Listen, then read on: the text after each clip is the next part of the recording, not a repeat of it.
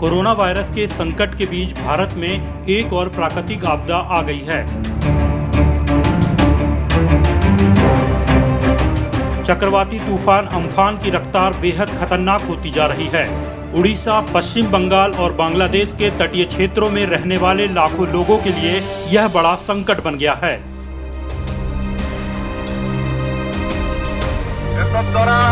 Jagannath colony बस्ती बासिंदा को अनुरोध करा जाउछि कि आपण माने निज निजर अत्यावश्यक सामग्री को एकाठी करी हालत रहिबे।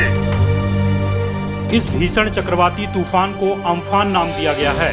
यह नाम थाईलैंड ने दिया था और 2004 में तूफानों के लिए बनाए गए 64 नामों की सूची में अंतिम है। Cyclone Amphan is a developing situation and it is most likely, as per the IMD report, to turn into a very severe cyclonic storm by this evening and continue to be so for some time.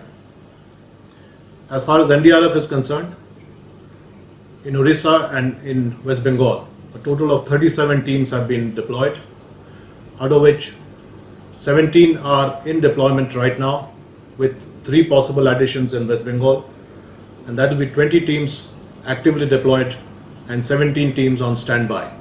So to repeat, in West Bengal and Orissa, a total of 20 teams will be actively deployed by the end of this day, with 17 teams on standby.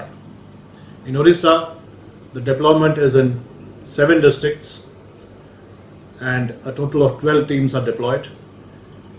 In West Bengal, the deployment is in 6 districts and a total of 10 teams are deployed. All the teams have either reached the locations or are about to reach. The teams which have started in the morning today will be reaching by evening. All the teams which have been deployed and have reached have started the awareness campaigns. As can be understood, this is a multiple challenge or at least a dual challenge because this is a cyclone in the time of COVID. So we are facing a double challenge, so to say, and the awareness drive is accordingly tailored for awareness both on the front of COVID-19 as well as safety from the cyclone. We have started interacting with and coordinating with the local administration, the district administration, the state government agencies for active evacuation from the possible impacted areas. All in all, NDRF is fully geared with all the equipment and all the paraphernalia to face the situation. वहीं चक्रवात आम्फान की स्थिति की समीक्षा करने के लिए प्रधानमंत्री नरेंद्र मोदी आज एनडीएमए के साथ बैठक करेंगे। बता दें कि उड़ीसा में आफत के रूप में अम्फान तूफान दस्तक देने को तैयार है।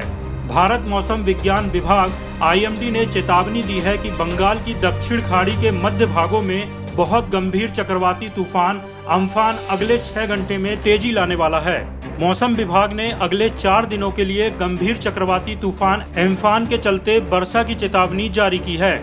मछुआरों को सलाह दी गई है कि 24 घंटे के दौरान बंगाल की दक्षिणी खाड़ी में, 17-18 मई के दौरान बंगाल की केंद्रीय खाड़ी और 18 से 20 मई 2020 के दौरान बंगाल की उत्तरी खाड़ी में आवाजाही न करें।